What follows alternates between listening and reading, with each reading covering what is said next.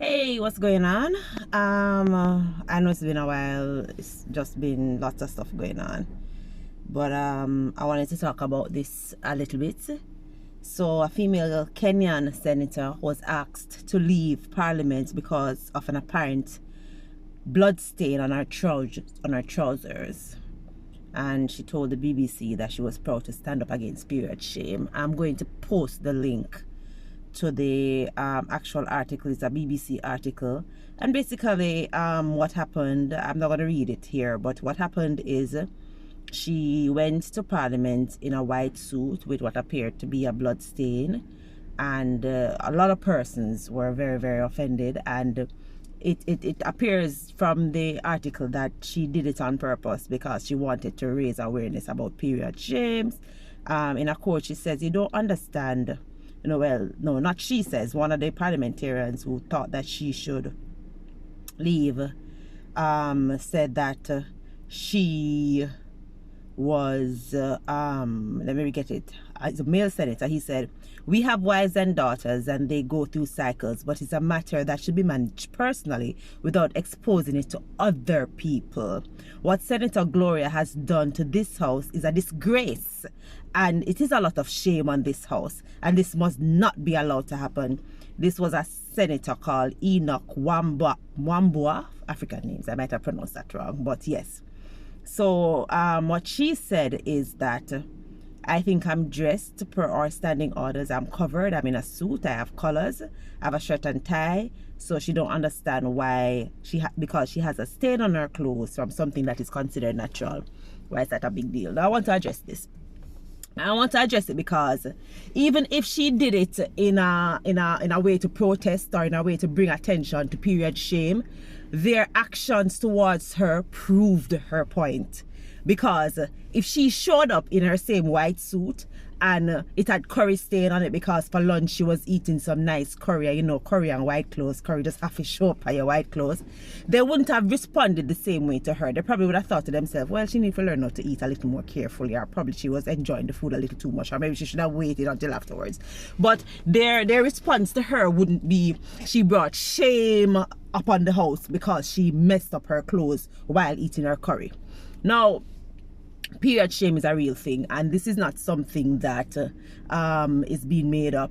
I have personally seen how people respond to me when I talk about periods. I'm not even talking about having the actual blood stain on my clothes. I'm talking about just having conversations about period.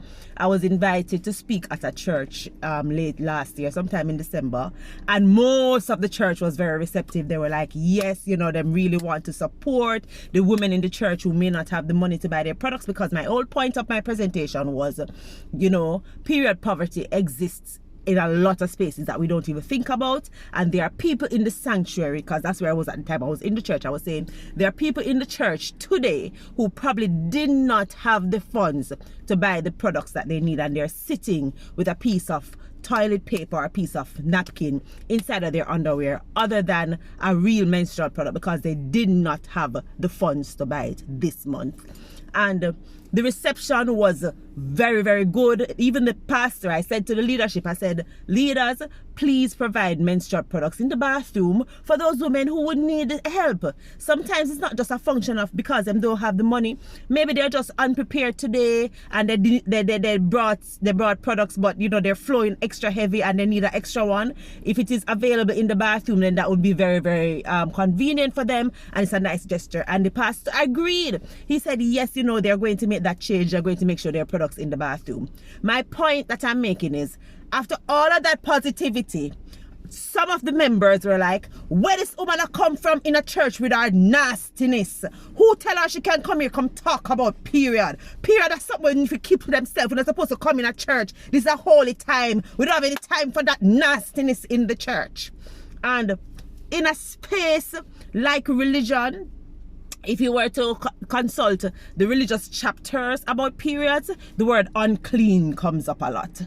And there are a lot of persons who believe that periods are a quiet secret that the people who experience them must keep to themselves and nobody else should experience it. I cannot forget, when I was a little girl growing up, that was the advice that I got from my granny. My granny looked at me and said, Shelly-Ann, when you have your period, nobody should experience your period except you. What she was telling me is I must hide my period so well that nobody needs to know that we have a period. I love my grandmother dearly. Anybody who knows anything about me knows that the most influential woman in my life is my great-grandmother. But understand this, that advice is what leads us to a senator being thrown out of parliament because she had a period stain on her clothes. That advice is what keeps us quiet. That advice is what causes little girls to kill themselves. And this has happened, recorded cases, because they have a stain on their clothes, and the ridicule and the stigma and the amount of people who will have things to say about it drove them to kill themselves. Now, of course, that's an extreme case. Of course, that don't happen to everybody. But understand this. Little girls live with a lot of shame around their periods because of the way we teach them to handle their periods and because of the way we teach everybody else around them to handle their periods. Now, the statement that the other senator made really touched me, because he said she brought shame upon the House of Parliament because she have a blood stain on her pants, sir. I saw the blood stain powerful. A little stain on her pants shame the entire house. Really, sir? This is the reason why we have to take period out of the closet. It is done. The jig is up. Everybody knows, the secret is out. We have periods. Not only do we have periods, we must have periods. Periods are necessary for life. Periods are a sign of good health. Any woman of childbearing age, any little girl who goes to the doctor for any reason, whether you go to a dentist or optician, they ask you the same question: when was your last period? That information is important because that will determine how or if they can treat you for whatever your ailment is. So do not get it twisted. I think that the way they responded was indicative of exactly the point that she was trying to make about period shame and about the fact that our culture, and I say our because Jamaicans have the same problem too, yeah? Our culture supports an environment that makes it very hard for somebody to function and still have a period and make mistakes, because it is a mistake. Now, you know, I'm very passionate about this, obviously, but I want to tell you a little story before I wrap up. And I want to tell you about a little girl I met at a high school in St. Mary. And she told me about the story. Usually when I go to schools and I do period workshops, I always like to ask, tell me your period story. Tell me the first time you've ever had your period. And she told me about the fact that she was on the bus coming to school, and she got up to get off the bus. The bus pulled up in front of the school, and she got up to get off the bus. And when she get up, apparently the seat was blood up, because she didn't realize that she blood up the seat. She got up and there was blood on the seat. And the adult who was sitting beside her jumped up and said, "Little girl, you just say you're nasty up the seat. Come clean up the seat." Then when she turned back, she was mortified because she didn't know what happened to her. She thought she's sick. She thought she was sick. And then all the comments came in. She said some of them say, "Oh, she nasty. Oh, our mother makes she come out her road stairs so." And all of these kind of things. And she said by the time she got inside to go to the nurse's office, she was in full-blown tears. She got to the nurse's office and the nurse helped her. The nurse gave her a new skirt to put on, take the skirt that she have on, and she gave her a pad and she sent her in the bathroom. And she said she was in the bathroom for a long time because she never know what to do with this thing, and she called the nurse and the nurse eventually showed her what to do. I am telling this story because I want you to understand, in the mind of a child who is having their first period, who don't even know what is happening to her body, she has to go through this sort of trauma because we have an environment that, instead of ridiculing the child and talk about, oh, our mother this and our mother that, what we should have done is help the little girl. She obviously don't know what to do. If she blood up her clothes and I come off of the bus, she obviously don't know what to do. But the grown-ups around her, their response to her was to shame her and to make an already strange, scary experience traumatic.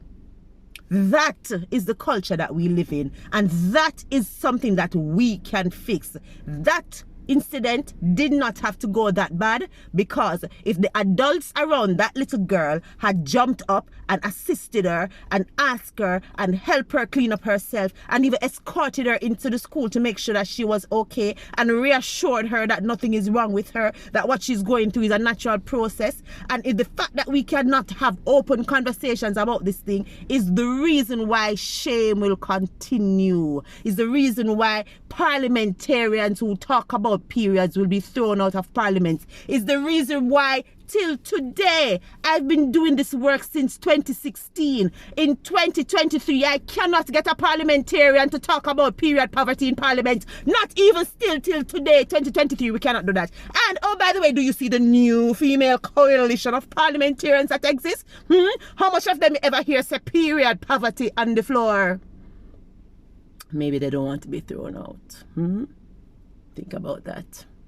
In the meantime, what we can do right now is, if you see someone with a period stain on their clothes, I guarantee you they don't want it there.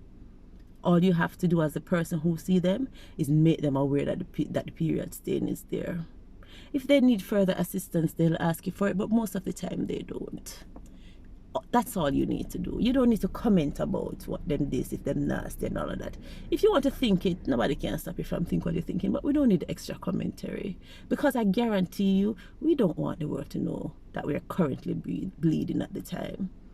So your commentary and your opinions about their hygiene, you can let that be a private thought between you and the demons that live in your brain. In the meantime, have a good day, y'all.